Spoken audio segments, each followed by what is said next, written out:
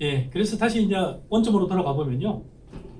사업 계획서를 검토할 때 제일 중요한 거는 도대체 네가 하는 사업이 뭐냐? 이걸 사업 아이템이라고 그랬죠. 사업 아이템 관련되거든. 소위 말 사업 기획과 같이 연결시켜주는데 여러분들이 그 8장에 보면은 여러분들한테 드린 PPT 8장에 보면은 기회 발견이라고 하는 데 있어요. 그 기회 발견 보면은 기회가 발견되는 계기에 관해서 쭉 얘기를 하는 게 있어요. 기술적인 발견, 가치관의 생활 양식의 변화, 전국 규제의 변화, 천재지변, 자원의 발견 등등이 있고요. 그다음에 그런 기회들이 만나게 된 과정도 보면은 직장 생활을 통해서 나오기도 또는 뭐 취미 활동을 통해서 또 나오기도 하고 경우에 따라서는 우연하게 나오기도 하고 경우에 따라서는 의도적으로 엄청나게 고민하면서 아이템을 찾아내기도 하는 그런 과정들을 거치게 합니다.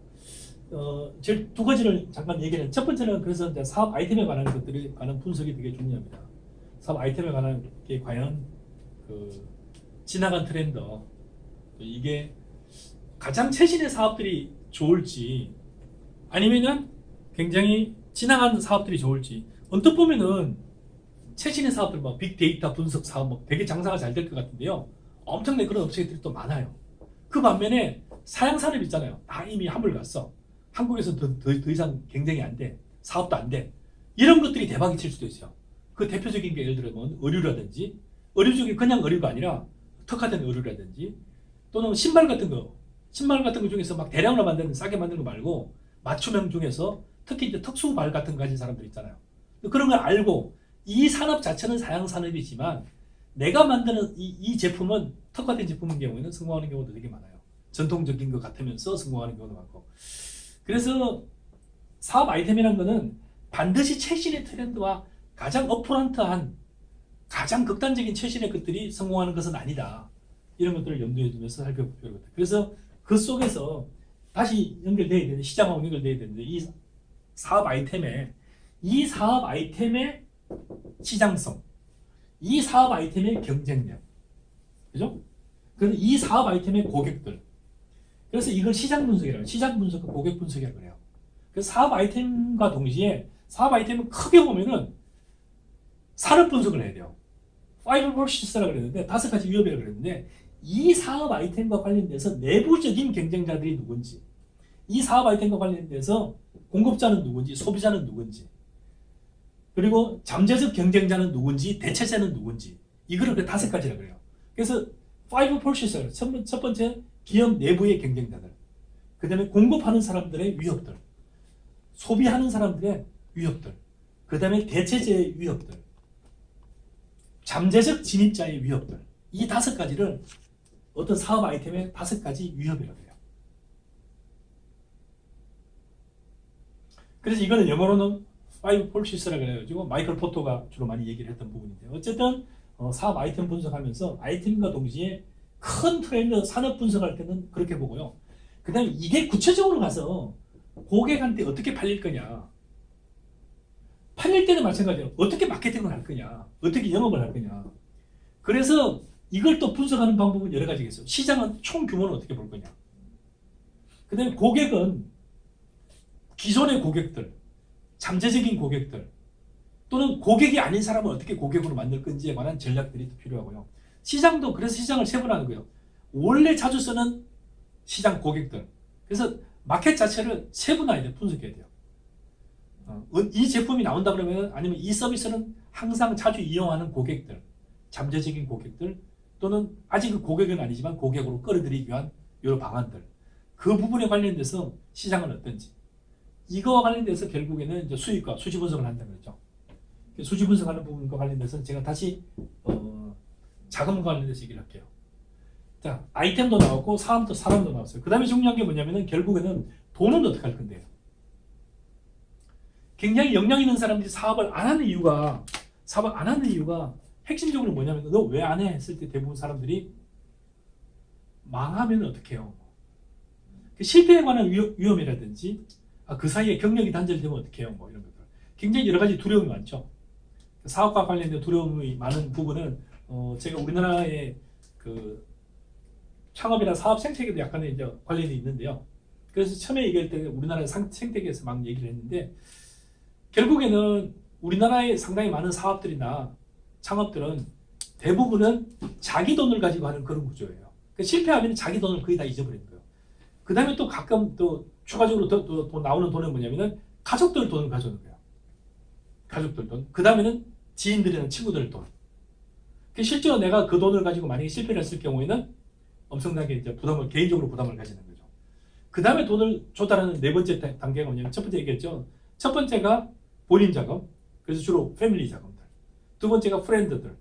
세 번째가 파이낸셜 인스티튜션. 기관들. 금융기관에 관련된 것들. 그 다음에 결국은 F에 해당, 네 번째 F에 해당되는 플릿이라 그래서 약간 바보들로부터 돈을 가져왔어요. 그래서 이 4F라고 그래요.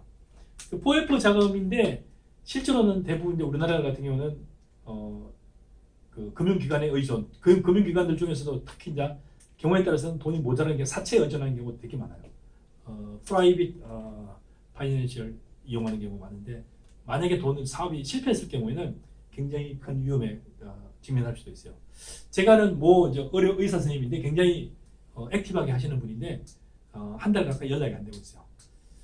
제가 알기로는 굉장히 많은 돈을 이렇게 좀 차용을 하고 이랬는데 위기가 닥친 게 아닌가. 그래서 굉장히 개인적인 부담이 엄청나게 커요. 우리나라 사업을 하는 의사도 마찬가지고 변호사도 마찬가지고 사실은 본인들이 어느 정도 돈이 모자라면 결국 빌려서 사업을 하거나 프랜차이즈도 마찬가지고 치킨 가게도 마찬가지고 모든 부분의 사업 부분이 실패 리스크가 되게 많아요. 그래서 실제로 자금과 관련돼서 상당히 많은 그 중소기업인들 최근에 코로나 이후에 조사를 해봤어요.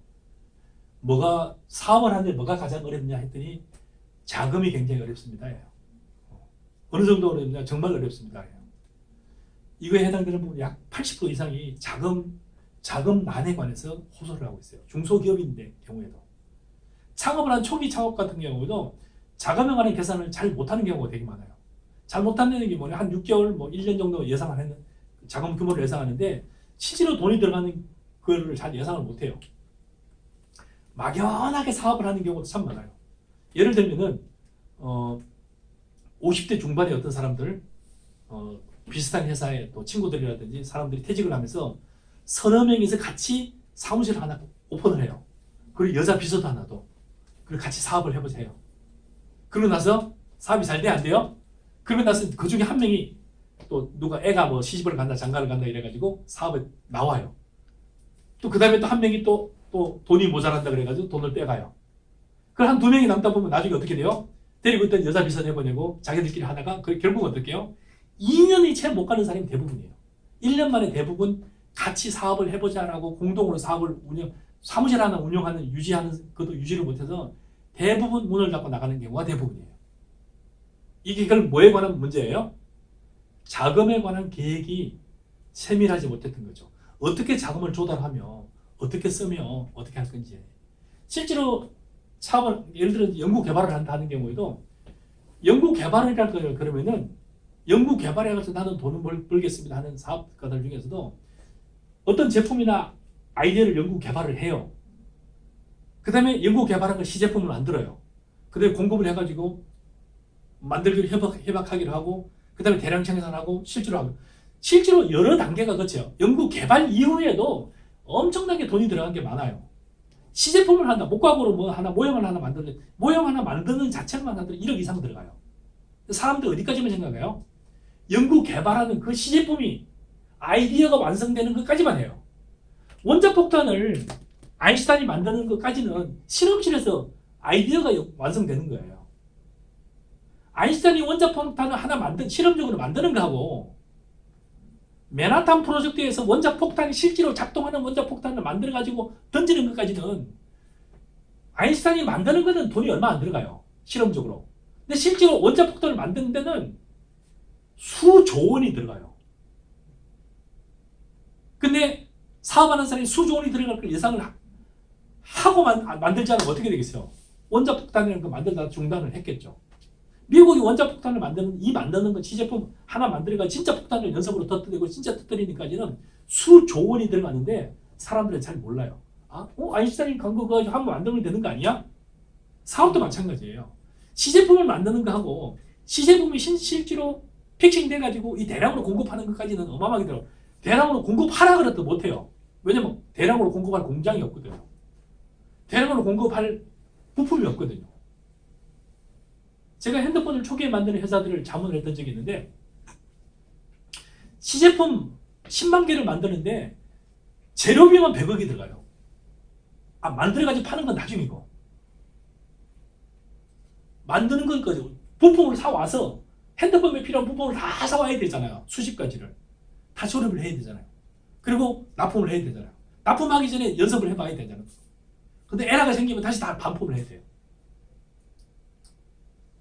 간단한 핸드폰 하나 만드는데도 어마어마하게 과정이 필요하거든요. 그래서 실제로는 이 모든 게 뭐가 들어가느냐? 결국에는 돈이 필요한 거죠.